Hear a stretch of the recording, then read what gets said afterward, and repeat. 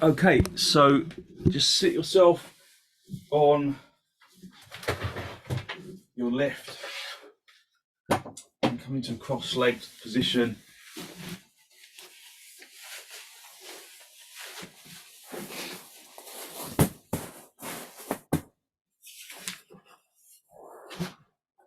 Just have a little wriggle about until you feel like you're sitting evenly.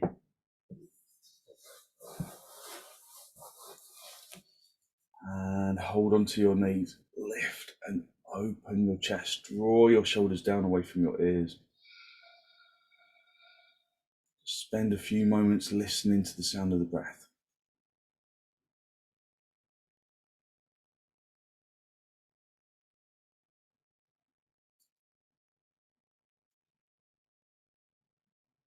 Filling your lungs from the bottom to the top, emptying your lungs from the top to the bottom.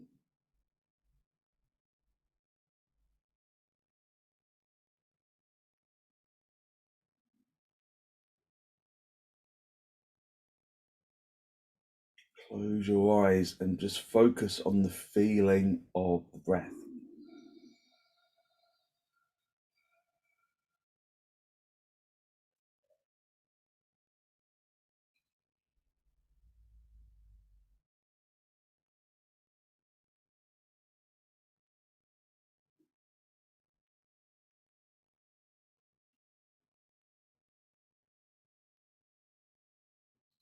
And then release your knees, bring your hands into Namaste, press the palms firmly together.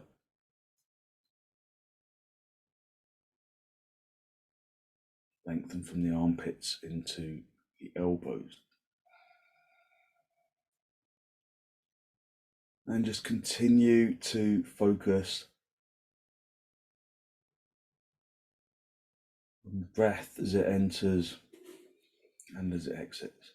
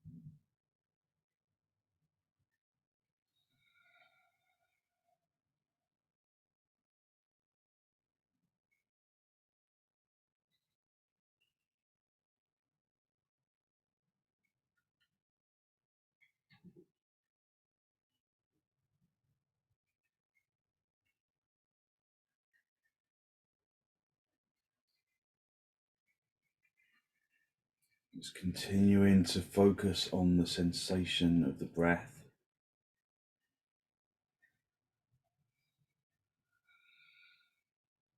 Feeling that you're drawing in energy from the universe around you in through the nostrils, down into the lungs. And then that journey of the energy enters the blood from the lungs. It circulates around the body, bringing fresh energy to the body and to the mind.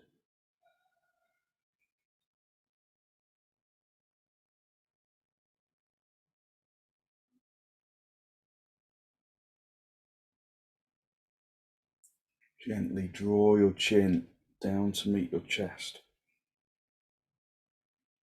Spend a moment to seek to generate a genuine, heartfelt sense of gratitude for something or someone.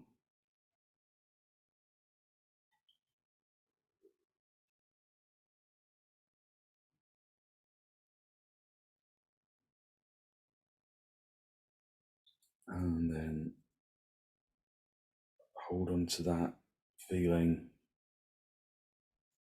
of abundance in your heart area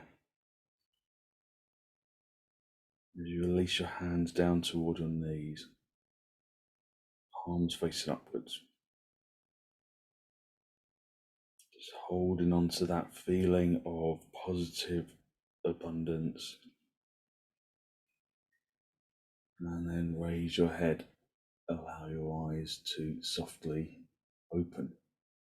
Hold onto your knees, lift and open your chest, drive your spine upwards, drawing your shoulders down away from your ears. Take a good, strong, deep inhalation in through the nose. And then turn to the right side. So as you turn, try not to just turn from your shoulders. Think about those cake stands you get when you have afternoon tea. So you've got several layers of shelves. So you've got the lower shelf with the sandwiches, and then you've got the middle shelf with the cakes, and then the top shelf with, I don't know, pastries or something, or little petit fours, let's say. So you turn the sandwiches first, the lower layer of the stand, and then the cakes, and then the petit fours. Keep the head soft, keep the neck soft.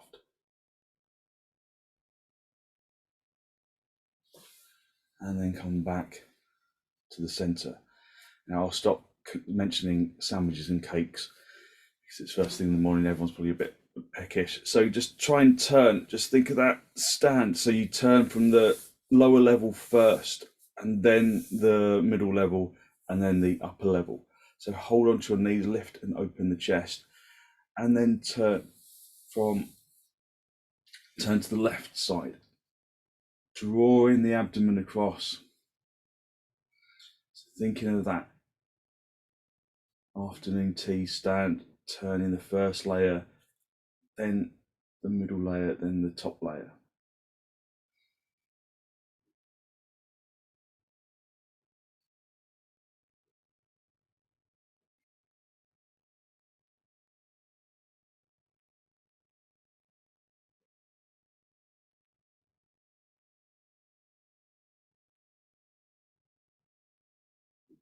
And then come back to the center. Just come off your seat bones, just sit back on your heels and come into Adho Mukha Virasana. So the knees are apart, the big toes are together, and then just come forward into Adho Mukha Virasana, spreading the fingers, spreading the palms. Keeping the front chest lifted while you descend the back chest, especially the shoulder blade region, drawing the skin of the shoulder blades down towards the seat bones. Put your forehead down if you can, or use a block underneath your head. Maintain the connection between your seat bones and your heels as much as you can.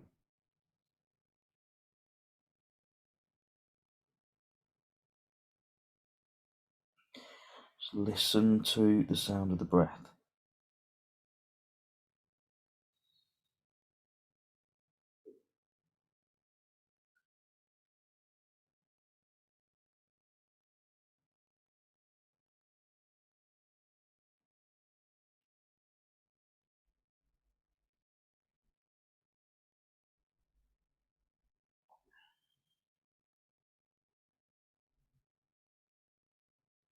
Come up onto your knees.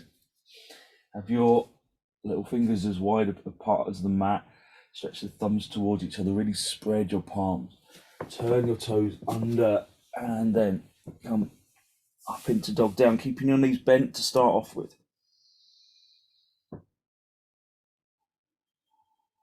Lifting the seat bones up towards the ceiling, lifting the tailbone up towards the ceiling, keeping the front chest lifted. And then straighten your legs, tightening the kneecaps.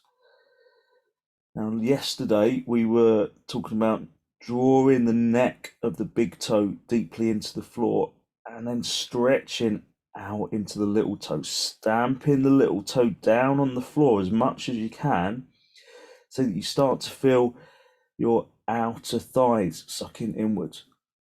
So see if you can stamp the little toe into the floor.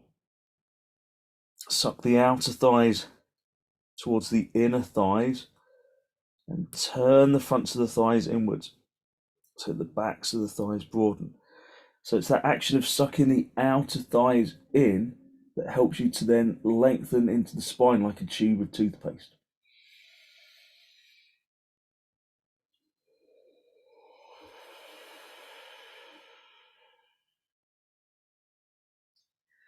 Just breathing evenly and deeply, pressing the palms flat into the floor. Try not to just let the heels of the hands be heavy and the palms light. Press the palms consciously into the floor. Press the index knuckle into the floor.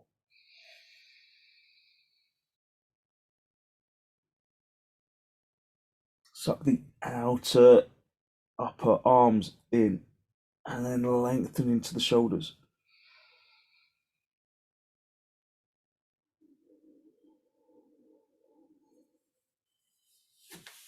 Step your feet forwards, come up into a standing position. And then bring your feet as wide apart as your mat. If you're protecting your back, go into half uttanasana with the blocks underneath your hands.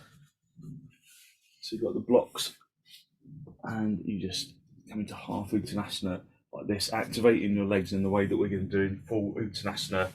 If you're doing full uttanasana, then bring your feet as wide apart as the mat. Make sure that your heels are lined up with the edge of the mat as well as the little toes. Stamp the big toe firmly into the floor. Press the neck of the big toe really firmly down into the floor and then spread out into the little toe side. Try and stamp the little toe into the floor so that you can suck the outer thighs in. You get this feeling of compactness in the outer thighs sucking inwards, and then raise your arms up, virasana. Hook the thumb into the crease of the elbows, wrap your fingers around your elbows, and then come forward and hang down, or use the blocks if you're protecting your back.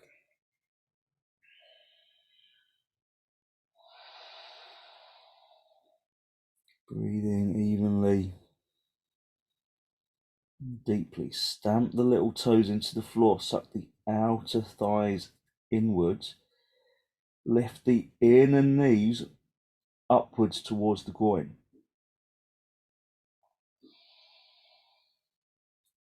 Breathing evenly and deeply.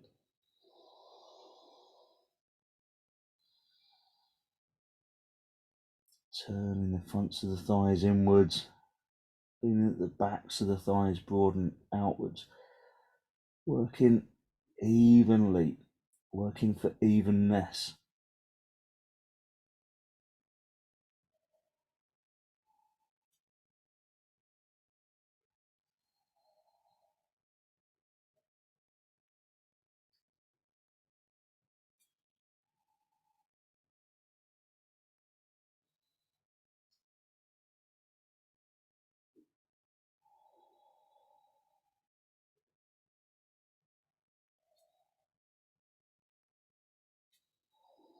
And then release your hands down towards the floor.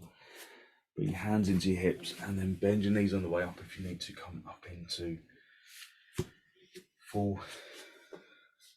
Tadasana and then come into Tadasana. Have the inner edge of the feet together, spread the toes, stamp the little toes into the floor so that you can suck these outer thighs in, and then lift the chest.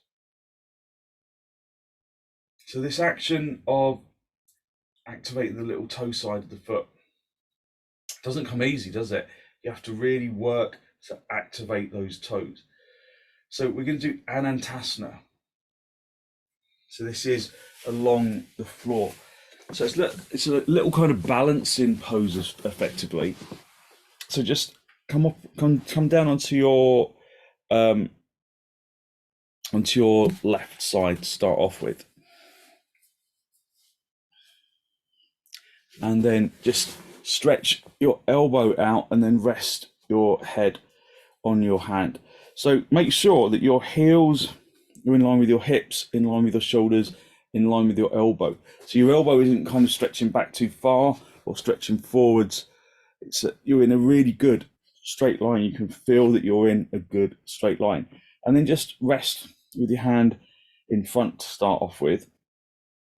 Now, the action here is to press that little toe deeply into the floor. When you press the little toe of the left foot into the floor, then the thigh activates. So press that little toe really hard into the floor so that you can almost suck the outer thigh in towards the inner thigh. And then see, can you balance? So you bring your hand to the side of the body and then see if you can balance. Stamping that little toe really firmly into the floor so that you access the action of the thigh.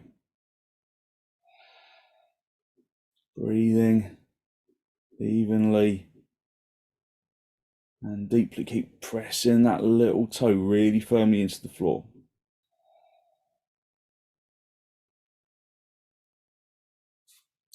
And then bring the hand forward and then just gently release. Just go over onto your right side. So again, lengthening out, supporting your head, supporting your body at first, pressing the little toe side into the floor as hard as you can. So that again, the thigh that's on the floor kind of sucks up away from the floor. Press the little toe into the floor, suck the outer thigh of that floor foot in towards the inner thigh, and then see if you can find your balance. Really activating that little toe side. Making sure that you're in a good straight line.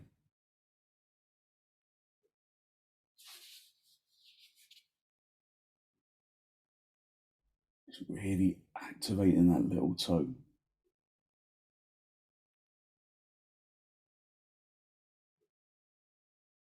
Activating the outer thigh.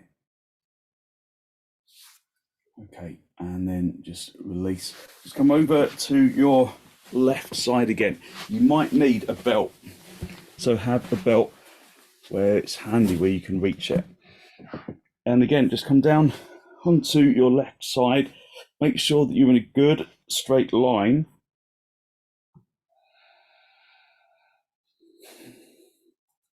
And then press that little toe side into the floor. Activating that thigh from that floor foot. And then bring the foot up into the top foot up into the thigh as though you're kind of doing virasana. So kind of tree pose. So just reassess, make sure you're in a good straight line.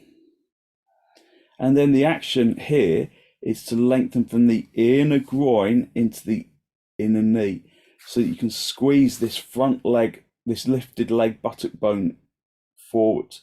So push the back of the hand into the knee without losing that little toe action.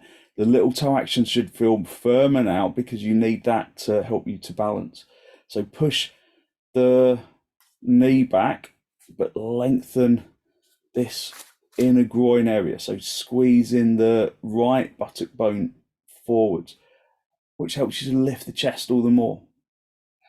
To really activate that little toe with the floor foot, lifting the thigh, the outer thigh to the inner thigh of that floor foot, squeezing the bent leg buttock bone forwards, lifting into the chest. And then just gently soften for a moment. So the next stage is where you get hold of the big toe. If you can't reach the big toe, then you can use a belt around your foot and then just hold on to the belt, and then you let the belt kind of open up as you release. So holding the big toe, pressing that little toe of the floor foot really firmly into the floor, and then see, can you lift the right foot, pressing the left foot really hard into the floor. The little toe needs to really activate now. The outer thigh of that floor leg needs to really suck in towards the inner thigh, and then lengthen the lifted leg from the inner groin to the inner heel, so that you squeeze that lifted leg buttock bone forwards. So that the inner groin of that lifted leg starts to open up. So the more you can activate that little toe side of the floor foot, the easier the balance becomes. So the toes are on the floor, the heel isn't necessarily on the floor. Okay, and then just gently release, and then come over to the other side. So it's a nice stretch, isn't it? But actually, Kate, you didn't look too sure when I said it was a nice stretch there. It's just that I'm really feeling that I've not been doing yoga as regularly as I have been. Okay, that's all right. That's good. That's good. That's a good observation. So sometimes it's good to have a little bit of time off, I always think, because then you come back to it, and sometimes when you just do it every day, you get so used to it that you kind of stop feeling it. So sometimes it's good to have that experience of, I haven't done it for a while. That's quite a good experience, I think. So press the little toe side into the floor. Press the elbow into the floor. Activate the thigh of the floor leg, and then bring the leg into virasana. So you can balance yourself to start off with, really activating that little toe side, and then lengthen this inner groin to the inner knee, squeezing the bent leg buttock bone forwards, lifting the chest, little toes pressing into the floor, elbow pushing into the floor, just to help you to balance. Lengthening this inner groin to the inner knee, squeezing the buttock bone forwards, lifting the chest. And then let go, get hold of the big toe if you can, or you can just stay at the previous stage and then straighten the leg. Pressing those little toes into the floor. Don't lose the little toes, otherwise you lose your balance. Sucking the outer thigh of the floor leg in towards the inner thigh. Lengthening from the inner groin to the inner heel of this lifted leg. Squeezing the lifted leg buttock bone forwards.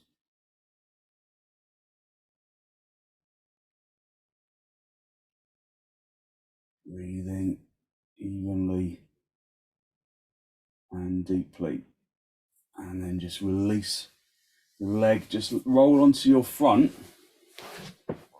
and then just rest for a moment. Have your forehead on the back of your hands, just rest into the floor for a moment. So, although it's a bit of floor work, it's kind of surprising how strenuous it is, isn't it? Just rest out your back for a moment.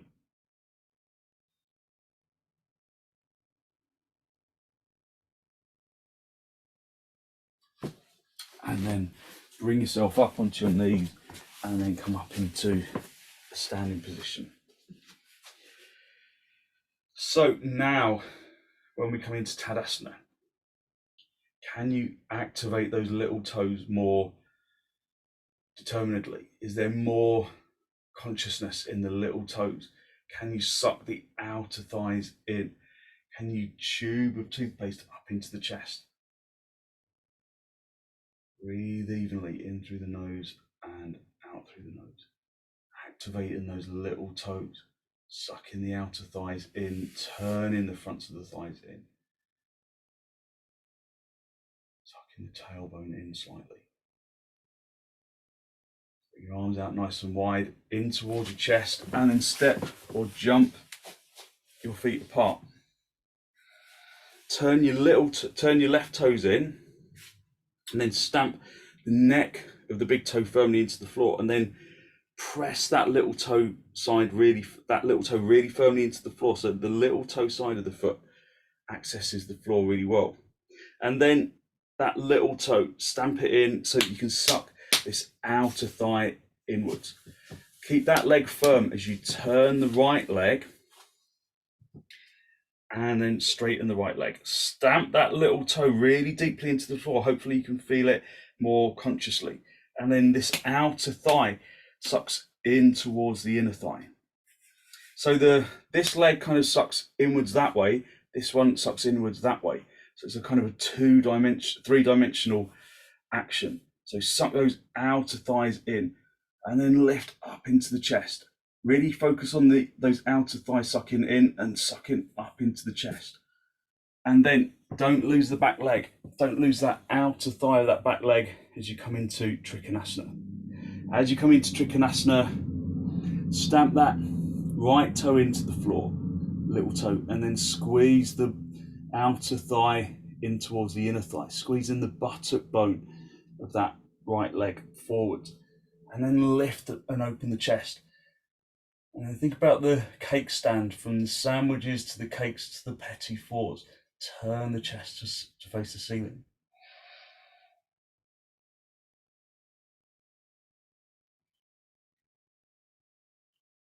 Turn the sandwiches first.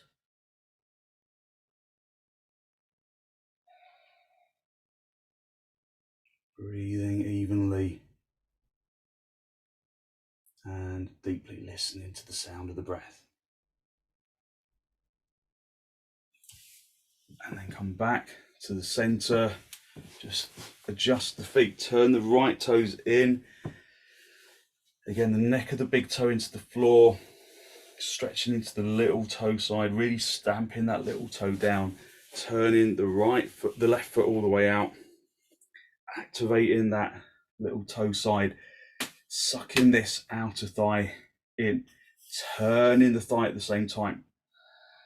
So feel that you can suck the outer thighs in so that you can lengthen up into the chest. And then keep especially that back leg, that back thigh active, sucking inwards,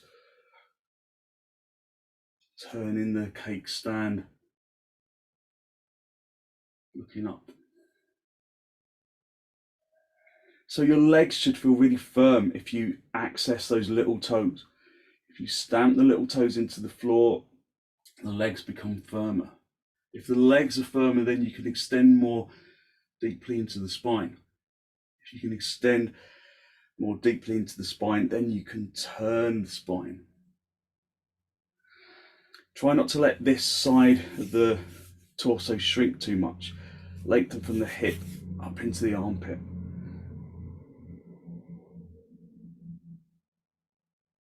And then come back to the center. Bring your feet parallel. And then step or jump your feet back together. Come back into Tadasana. So breathe in evenly and deeply. Just bring your feet hip width apart. Use the wall or blocks for your hands if you're protecting your back. If you've got a bad back and you don't come all the way down, go into half uttanasana using the wall or the blocks. Otherwise, come forward, hinging at the hips, and then hang down.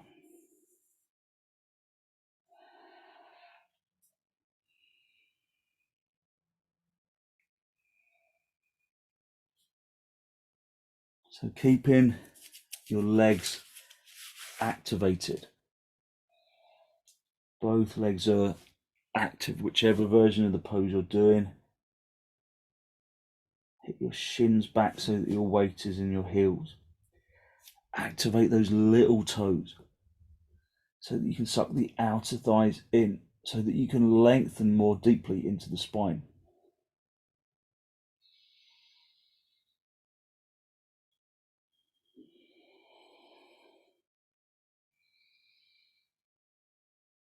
So those anantasana legs are an effective way of activating those upper thighs.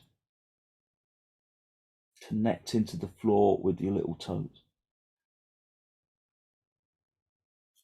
Okay, release your hands down to the floor and then come up into a standing position.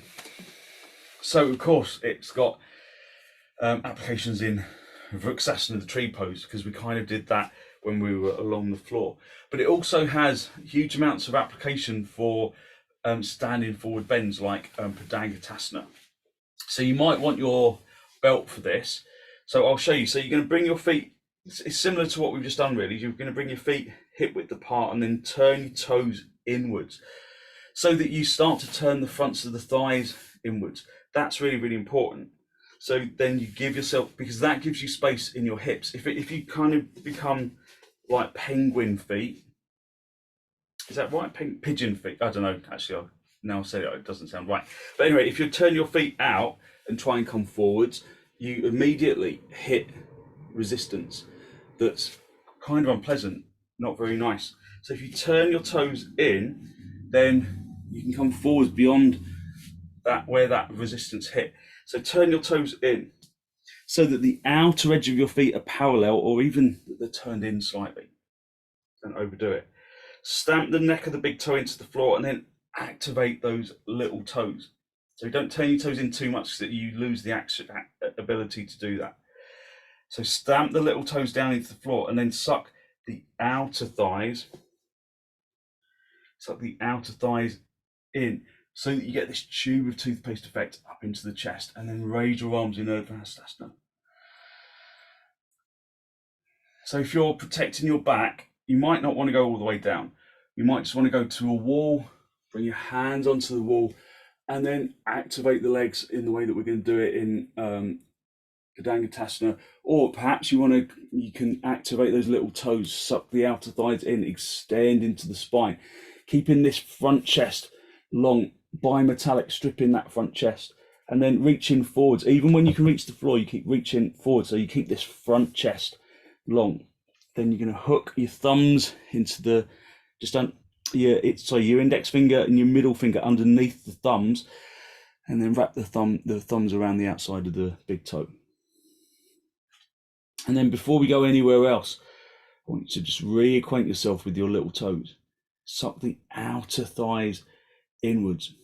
Lift the inner knees up towards the groin to help you to lift the insteps, and then extend into the spine. Breathing evenly, sucking those outer thighs in,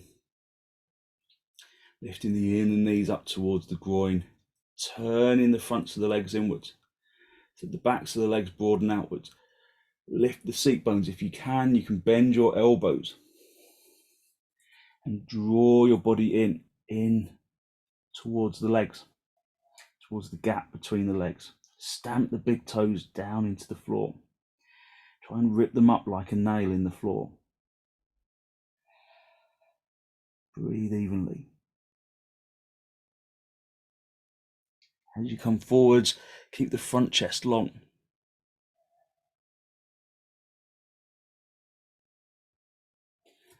And then release your hands. And then bring your hands into your hips and then come up into a standing position.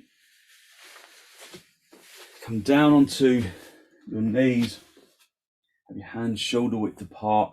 Step back, have your feet hip width apart, and then come up into dog down. Push in your hands into the floor. And then having your feet hip width apart, your hands shoulder width apart.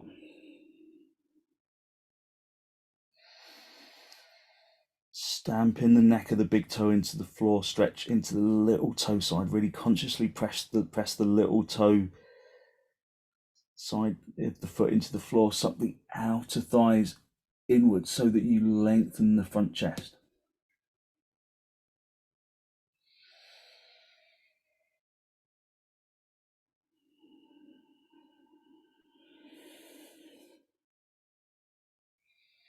So from holding you in the pose for too long, then just come down into Adho Mukha Virasana.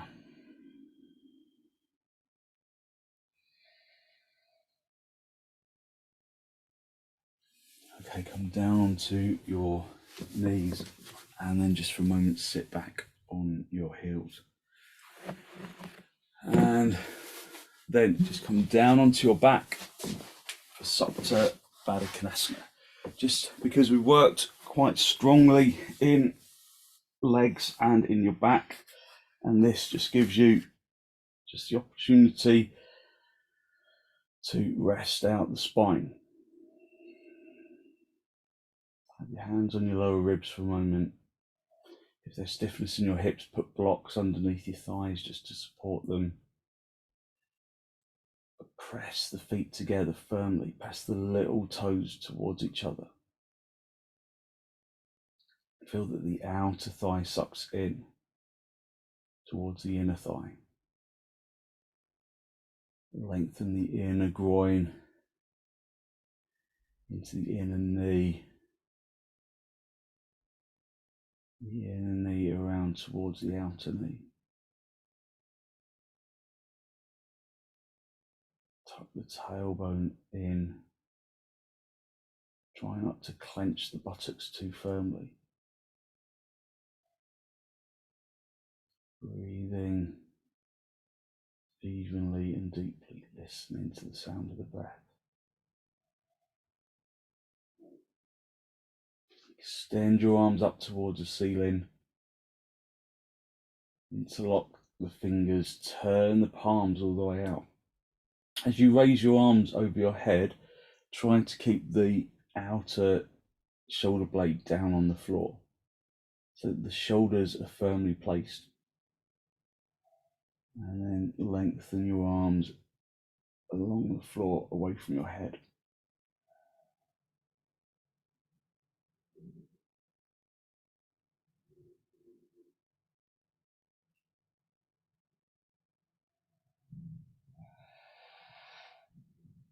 Just breathing evenly and deeply listening to the sound of the breath.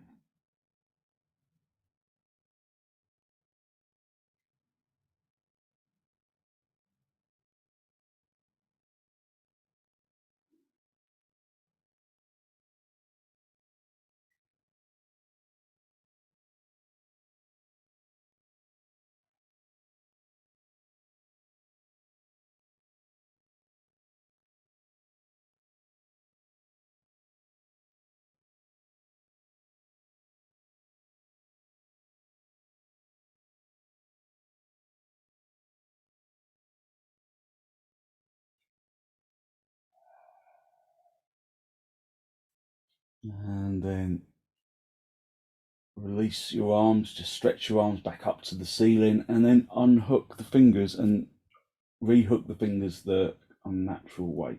So the other index finger is on the top of the stack. And then turn the palms all the way out and then lengthen your arms along the floor.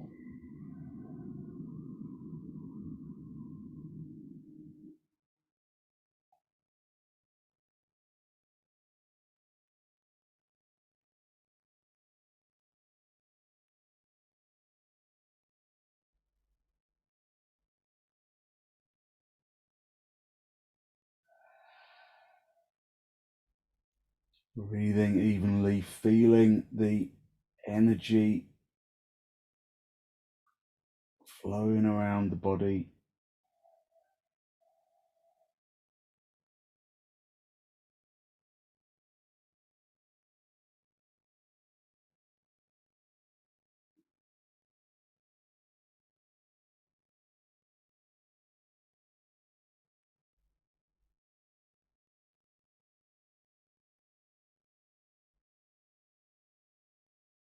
And then release your arms up to the ceiling, unhook your fingers, and then just release your hands onto your lower ribs and just relax into the floor for a moment.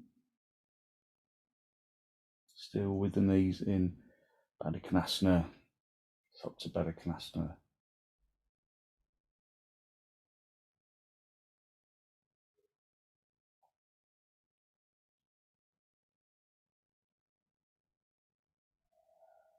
And then gently draw your knees in towards each other, and then stay with the knees together but the feet apart, just to rest out your spine, your hips.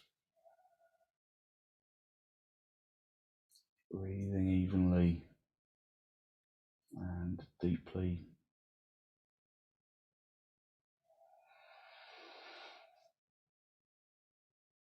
And then draw your knees in towards your chest. Just have a little rock from side to side, from top to bottom. And then just rock yourself up into a seated position. So we can do supta virasana, because we've done a lot of stretching of the legs, but we could do with stretching out the quads. Now, ideally, you would want a bolster for this. However, you can do it without a bolster.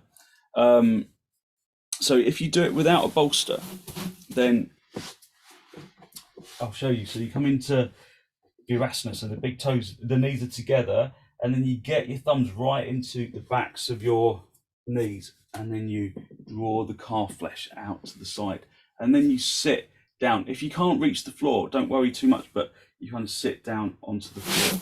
And then if you're not using the bolster, you lift the chest. I mean, you come down in the same way as you would with the bolster, lengthening the front chest, and then bringing the body along the floor, trying to keep the knees down. Now, my knees start to lift when I do this, and my knees start to draw apart, which is probably generally an indication that I need a bit of lift underneath my chest. And then you lengthen along the floor like that. So to come out, you push your elbows into the floor, lift the chest first, and then come up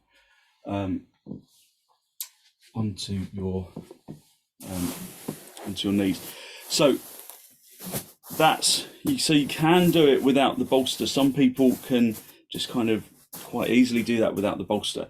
But like I say, if your knees start to lift, like mine did, it's generally an indication that you need a little lift. A bolster might be too much, but it's good to have too much sometimes. So just soften out the bolster at the end where your lumbar is going to go. Sometimes it can feel a little intense in the lumbar. So your knees together, get your thumbs right into the backs of the calves, backs of the knees and the backs of the calves, drawing the calf flesh outwards. And at this stage, you're not sitting on the bolster. You're just kind of sitting either on the floor or in the air. And then start to come back. But as you come back, think about that bimetallic strip action, lifting the chest. As you come down to your elbows. And then if your head feels like it's rolling back, then get yourself a blanket or a block, and then support your head with the blanket or the block, trying to keep your knees together. They will inevitably want to draw apart from each other. If this feels strong in your lumbar, pick up your seat bones and then encourage the buttock flesh to draw down towards the backs of the knees. Broaden the abdomen so that the broaden the belly button out towards the abdominal walls. Draw the belly button towards the spine to support the lumbar. Breathe evenly and deeply. Maybe you need more support, so maybe shuffle the bolster a little closer. You don't want it too close though. Extend your arms up towards the ceiling, interlock your fingers, and then extend your arms along the floor. So suck the outer thighs inwards to keep the knees together. The outer thighs inwards so that you can lengthen into the spine, but you can also keep the knees together. Breathing evenly and deeply.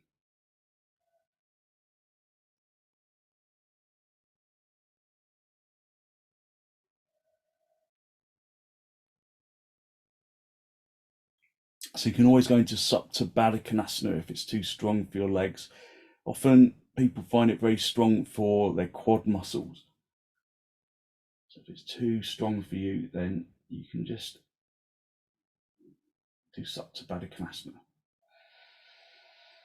spend some time just focusing on the breath, drawing in energy from the universe in through the nose, filling your lungs with the positive energy of the oxygen of the air, allowing the blood that circulates around the lungs to ingest the oxygen from the lungs, and then allow the heart to pump that oxygenated blood around the body to bring energy to every living cell.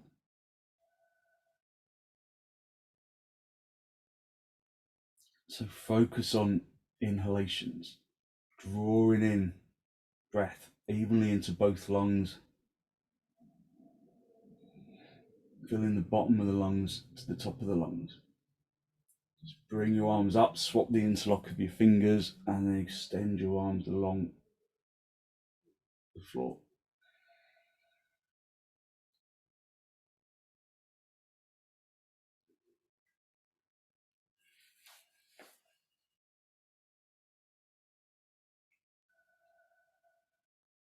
Release your arms, just rest your arms on the floor to the sides of the body, palms facing upwards.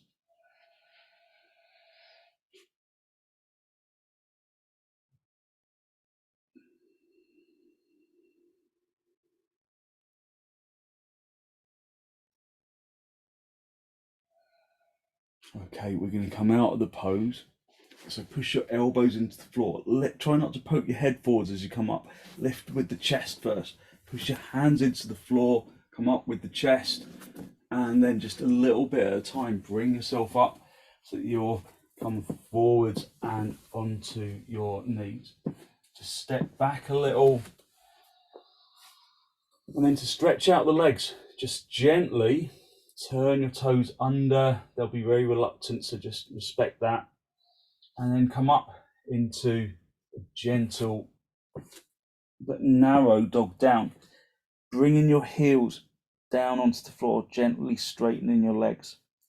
So just work with your legs, with the feeling of the legs, and then gently begin to bring your heels down just to stretch out the heels, to stretch out the Achilles, to stretch out the feet, to stretch out the calves. So usually we resist bringing the heels down, but after supta, virasana, it feels good just to bring the heels down, just to refresh the legs, tightening the kneecaps.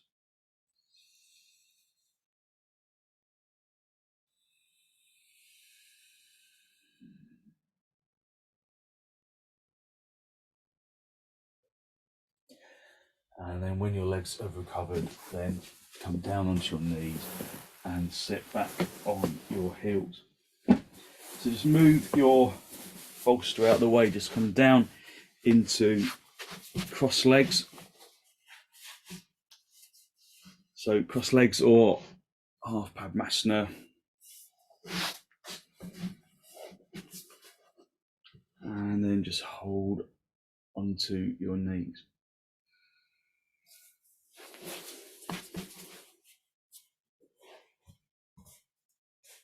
Lift and open the chest, drive the spine upwards, suck the outer thighs in so that you can tube with toothpaste up into the chest.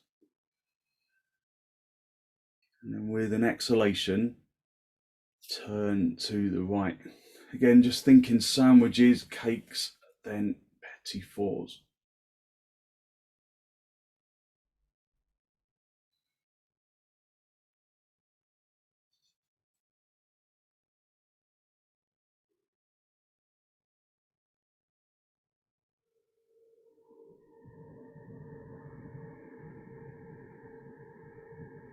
And then come back to the center. Take a deep inhalation.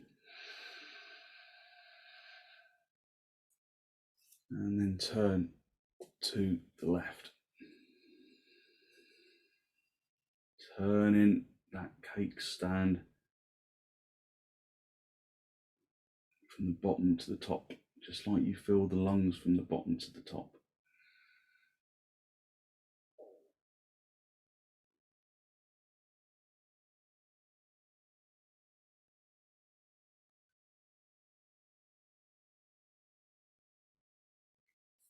And then come back to the center. Just come down into supta baddhakonasana briefly. Have a blanket underneath your head. So just a brief supta baddhakonasana blanket, touching your shoulders, supporting the back of your neck. Just rest your arms out to the side, make sure there's no equipment in the way. Just resting into the floor.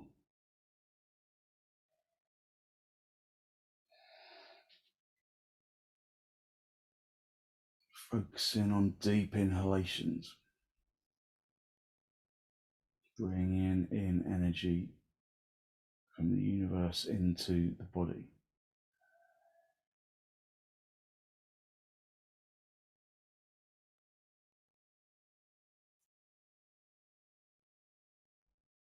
The in-breath is our commune with the universal energy that surrounds us. In yogic terms, it's the prana that surrounds us. In scientific terms, perhaps, it's oxygen.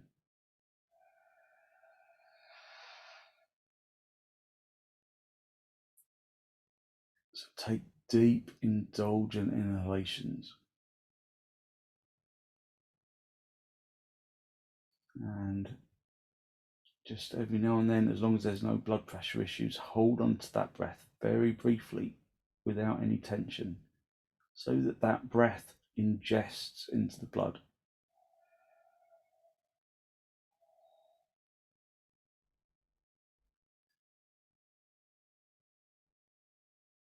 Just for a couple of seconds, retaining the breath, but with no strain. It's just a suspension of the breath.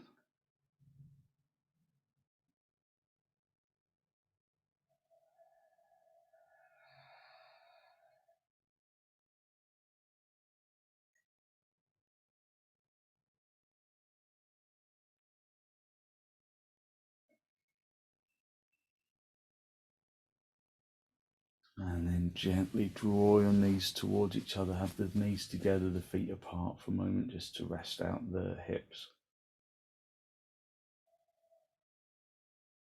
And then straighten your legs.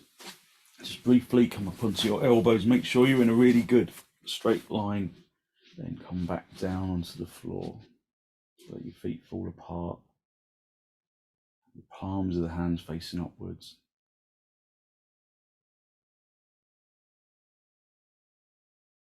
Listen to the sound of the breath as it enters and as it exits.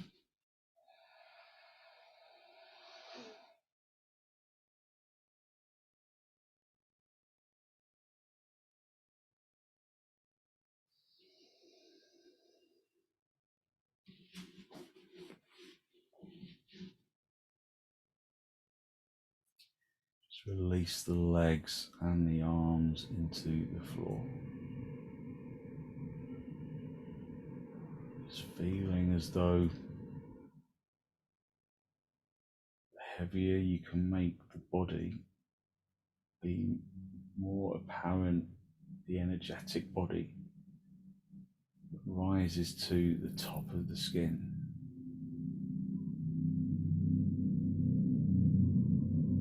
So release your arms, release your legs, unhooking the muscles.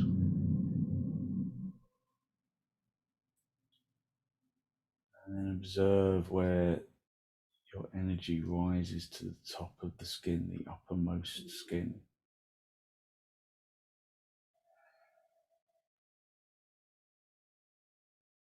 Use your in-breath and your out-breath to distribute that feeling of lightness evenly throughout the body, down to the tips of the toes, the tips of the fingers, the top of the head.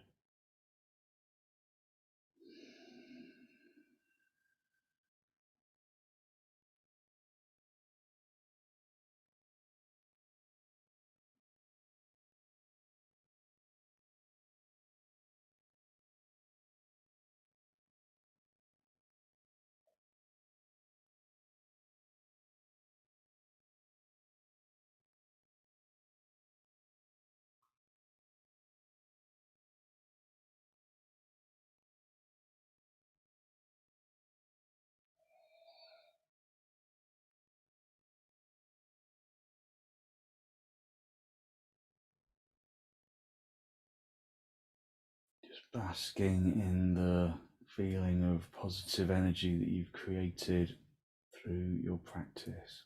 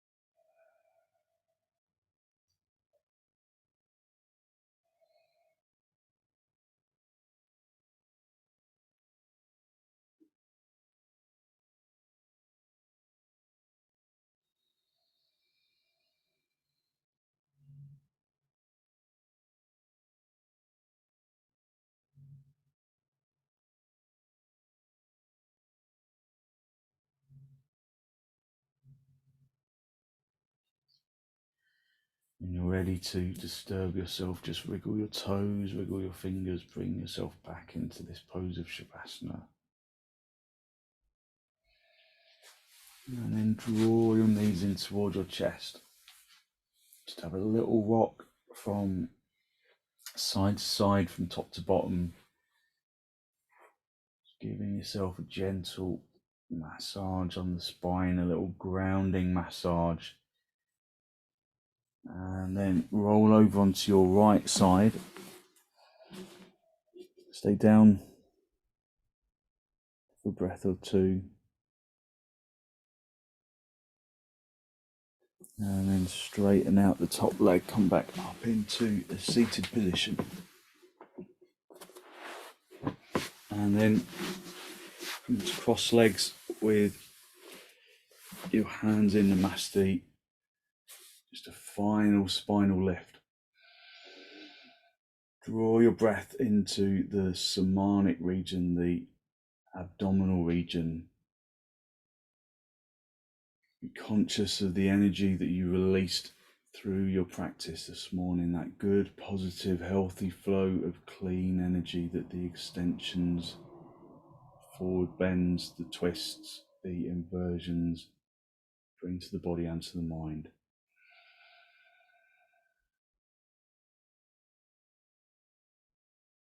And then draw your chin down to meet your chest. Just spend a moment to acknowledge the positive energy you have created through your practice.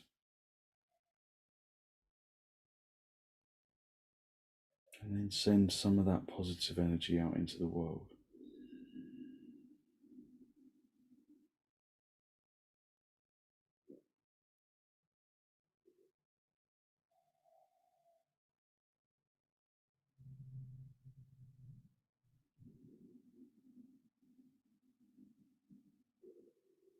And then very gently release the backs of your hands down toward your knees, palms facing upwards, and as you raise your head, allow your eyes to softly open and the focus to softly come back.